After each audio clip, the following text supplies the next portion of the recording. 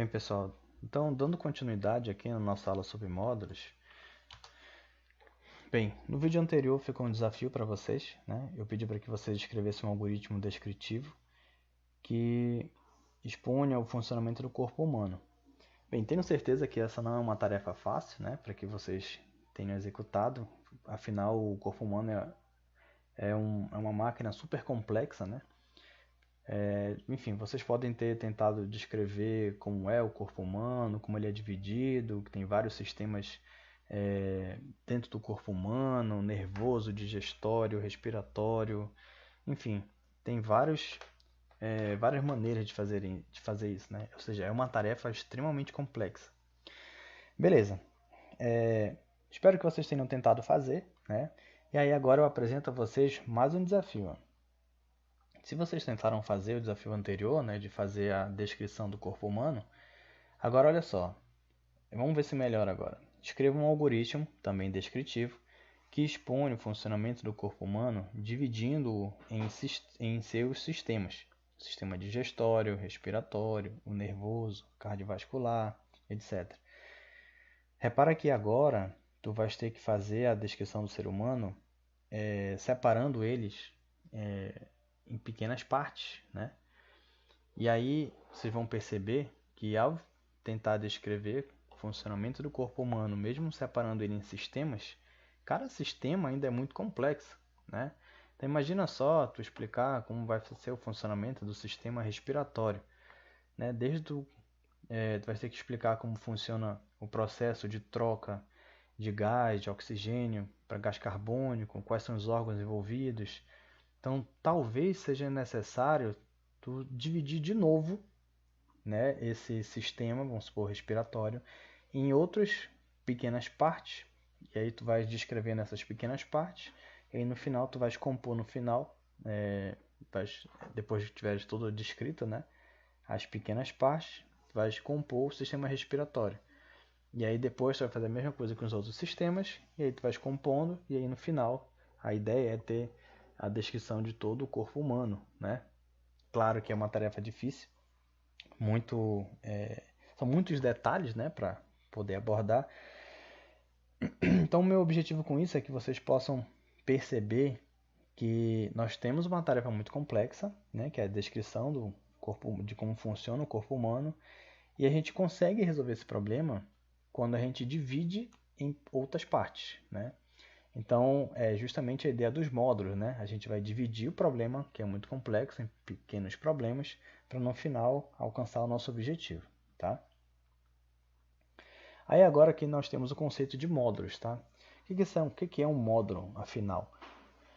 Bem, módulos são subrotinas, também chamadas de subprogramas, né? São blocos de instruções que realizam tarefas específicas. Então, veja só o que o autor está falando aqui para a gente, olha. Ele está dando ênfase aqui que esse programa são subprogramas, né? Subrotinas. Então, veja, lembra lá da ideia do carro, né? O carro era aquele elemento mais complexo, maior, e aí a gente vai quebrar esse carro em pequenas partes, né? Para quê? Para ter as subrotinas. Então a gente vai detalhar essa parte aqui, né, do carro, vamos detalhar essa outra parte aqui, e aí no final a gente tem o objeto como um todo, tudo bem? E é uma coisa que o autor destaca, ó, elas vão realizar tarefas específicas, né? No exemplo lá do carro, a roda, que era uma parte específica, a roda, o objetivo dela é específico, né? Vamos pegar ali o volante, por exemplo. O volante tem um objetivo específico também, certo? O capô do carro também tem seu objetivo específico. O motor, da mesma forma. Então, eles vão realizar esses módulos, né? Tarefas específicas, tá legal? Um módulo pode ser chamado de função. Olha o que o autor fala aqui, ó. Um módulo pode ser chamado de função. Tá legal? Foi por isso que no começo eu falei que a gente ia precisar relembrar do conceito de função. E agora a gente vai aprofundar justamente esse conceito, né? Tá? Então, para fechar a ideia aqui, a gente vai ter um programa, né? A gente vai estar construindo o nosso programa. tá? Daqui a pouco a gente vai vou mostrar o código de uma calculadora, por exemplo. A gente vai construir a calculadora, certo?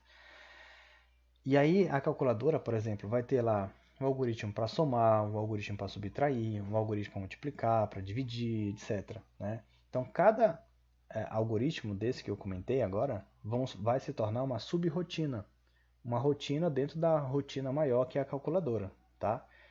Aí, como o autor falou, também chamadas de subprogramas, tá legal? E aí, ó, cada subrotina dessa, no caso da calculadora, vai ter uma tarefa específica, tá? A função de somar, o objetivo dela vai ser somar, especificamente somar, tá? A da divisão vai ser específica para dividir, tudo bem? Aí, olha aí, quem lembra o que são funções? Função é um instrumento que tem como objetivo executar um trecho de código, ó, executar um trecho de código e retornar ou não um valor ou uma informação, tá? Então, ele pode ou não retornar, pode ser que a função não retorne nada, né? Pode ou não retornar. Aí, se ela retornar, ela pode retornar um valor, tá? Ou uma informação. Então, ela pode retornar um valor inteiro, um valor double, uma string, pode retornar um valor booleano ou não retornar nada, certo? A chamada de uma função é feita através da citação do seu nome seguido opcionalmente de seus argumentos iniciais entre parênteses. Eu tenho um exemplo aqui da função print. Olha só, a função print, a gente já tem usado essa função várias vezes, né? Eu estou chamando a função print aqui, ó, e aí eu posso ou não passar aqui o argumento, né? É algo que é opcional no caso dela aqui, ó. Eu passo o argumento aqui, nesse caso aqui estou passando uma função, uma string, uma mensagem, e aí ele vai imprimir na tela a mensagem, né? E o input aqui, ó, uma outra função que a gente já tem usado bastante. Aqui, essa aqui a gente já viu que a gente pode ou não passar o argumento aqui dentro da função, né? Então, por exemplo, eu poderia ter feito assim, ó, input. Aí aqui eu podia botar digite seu nome, né? Aí o usuário iria lá, digitava o nome dele, né? Ia aparecer lá o campo para ele digitar, ele lá digitava Anderson. Pronto, aí ele entrou com o nome dele, né? E aí, ou seja, na hora que a gente chamou essa função, a gente passou o argumento para cá para ela. Né? Nesse caso aqui ela não retorna nada, não é verdade? O input. Aliás, ela devolve para a gente, na verdade ela faz a captura, né? Do que o usuário digita aqui. No caso do print, ele retorna para a gente o que tiver aqui dentro, né? Se a pessoa digitou aqui qual é o seu nome, aí ele vai devolver também essa string, tudo bem? Então, só reforçando o que o autor falou, a função ela pode ou não retornar alguma coisa, tá legal? E algo importante também a falar, quando a gente for chamar a função, né, ou seja, quando a gente quiser executar uma função, a gente tem que chamar ela do jeito que ela foi criada, tá? Literalmente do jeito que ela foi criada. Vamos ver aqui, ó. Eu tenho aqui como ficaria no pseudocódigo, ou como nós iríamos criar as funções. Então, olha só, vamos chamar aqui de módulo, tá? A função, já que o autor falou que uma função é um módulo, então tá aqui, ó, módulo, tá? Digamos, vamos ter essa palavra aí reservada para o nosso pseudocódigo, módulo. Aqui nós vamos informar o tipo de retorno, né? Por exemplo, aqui ele pode retornar um inteiro, ele pode retornar um valor real, ele pode retornar um valor real, ele pode retornar uma string, tá? Então qualquer um desses tipos aqui eu posso ter aqui no local onde está escrito tipo de retorno. Aqui vai estar o nome do módulo, né? Então o nome da função poderia ser só um exemplo, né? Imprime o nome. Então essa função o nome dela seria imprime nome. Aí aqui, ó, aí abre e fecha parênteses. Aqui dentro vai estar o argumento da função, tá? Primeiro eu tenho que dizer aqui qual é o tipo desse argumento, se é um inteiro, se é real, se é string, se é boolean, certo? E aí aqui é uma variável que a gente vai estar criando para poder receber, tá?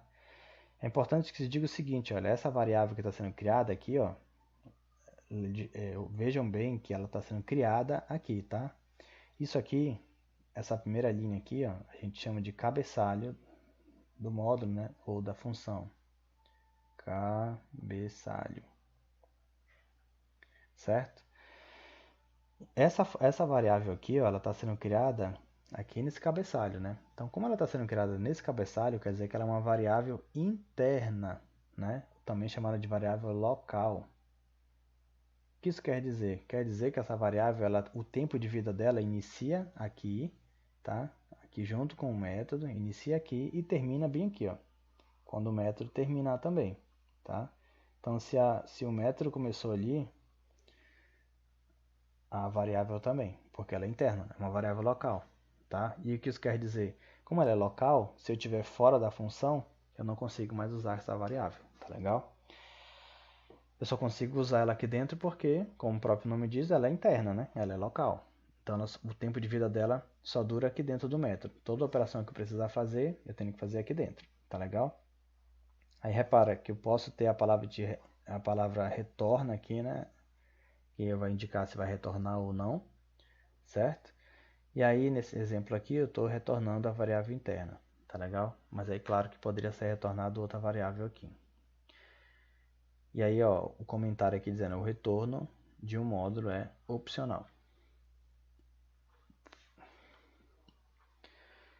Aí, olha só, tem um exemplo aqui de mais um módulo. Ali era como ficaria a sintaxe, né?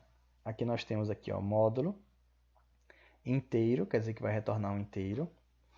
O nome da função do módulo, né? Soma mais um. O que essa função vai fazer? Ela vai somar mais um. O que ela recebe com um argumento aqui, ó? Tenho aqui dizendo que eu vou receber um valor inteiro e é a variável que está sendo criada, tá legal? O que a função vai fazer, ó? A variável interna que foi criada bem aqui, ó, ela está somando mais um. Isso aqui, ó, mais é a mesma coisa que escrever assim, ó. Por exemplo, variável underline interna é igual, aí teria de novo, variável underline interna mais um, tá? É a mesma coisa que está escrita aqui.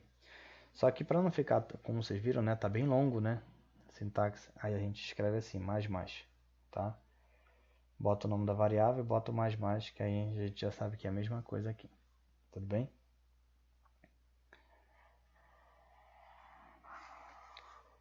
E aí, ó, essa função ela retorna um valor inteiro, né? Como vocês podem observar aqui, ó, ela tem um retorno.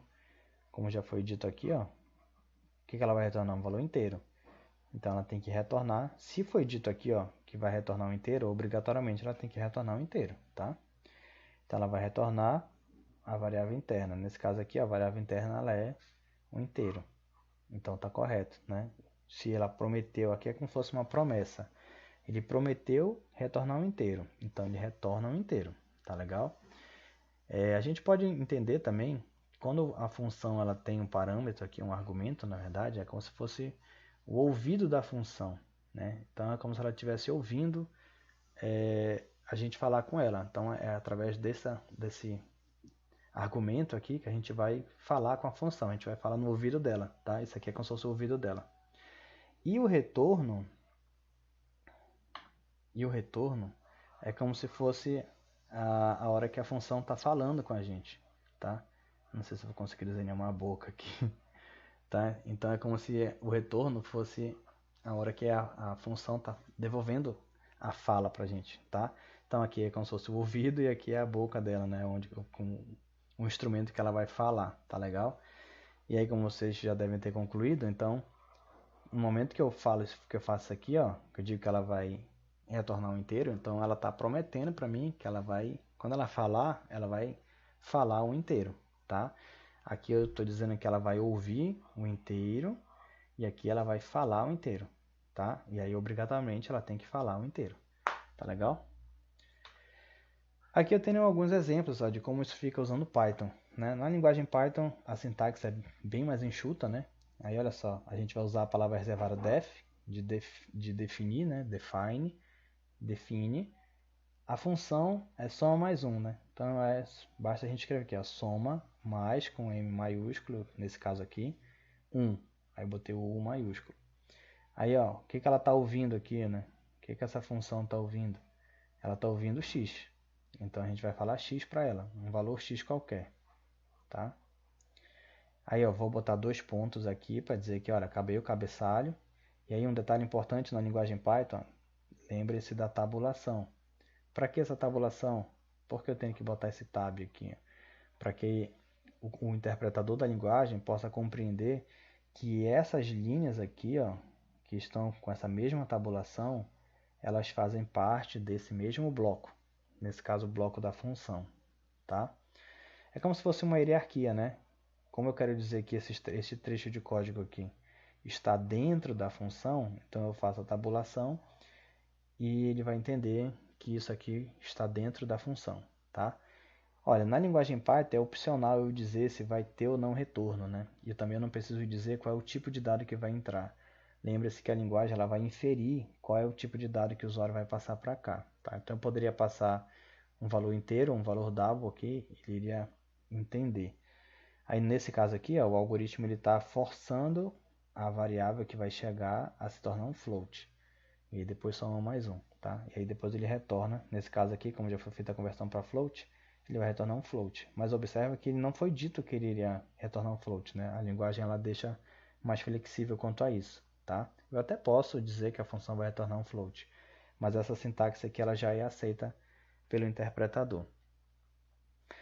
Olha como é parecido a sintaxe do Python com o do R, né? Com algumas diferenças. Ó, aqui eu tenho a função som mais um, né? Na linguagem R, tá?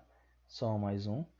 Na linguagem R, eu boto esse símbolo aqui, que é uma atribuição, tá? Parece, no Python ele é assim, né? Atribuição é igual. No R ele pode ser essa seta aqui, símbolo de maior, e o tracinho de menos, ou pode ser igual também, tá? Nesse exemplo aqui eu botei esse outro símbolo. Então está aqui o nome da função, aí eu tenho que dizer que é uma função, né? Function, aí está recebendo aqui o parâmetro, ó, x, né? O ouvido dele está ouvindo x. Aqui dentro ele também vai fazer a mesma coisa, né? Só que nesse caso aqui eu estou convertendo para... aqui eu estou convertendo para double, que seria o equivalente ao float lá no Python, tá? Então faz a conversão para um valor real, depois soma mais um e retorna esse valor x, tá? E eu tenho aqui a mesma função, né? Está executando a mesma lógica, só que usando a linguagem Java. Tá? E repara que na linguagem Java aqui ele parece um pouco com a sintaxe lá do nosso pseudocódigo, né? Nesse caso aqui, ó, eu tenho que dizer, na verdade, eu estou dizendo aqui que essa função ela é pública, né? Que ela é estática, então nesse caso ela já estaria carregada em memória. Ela está prometendo que vai retornar um float, tá? Ou seja, um valor real. Aqui é o nome da função, né? Som mais um. Aqui é um momento que ela está ouvindo, né? Aqui a função está ouvindo o que a gente vai falar para ela. Nesse caso aqui a gente vai falar x, ela vai ouvir. E ela está dizendo, olha, eu só ouço float, tá? No caso do Java já tem que prometer desde aqui. E aí, como já foi prometido que vai retornar um float, ó, então ele já vai retornar aqui o x mais 1. Nesse caso aqui é a mesma coisa que escrever x recebe x mais 1. Tá legal? No Java isso aqui é permitido escrever dessa forma.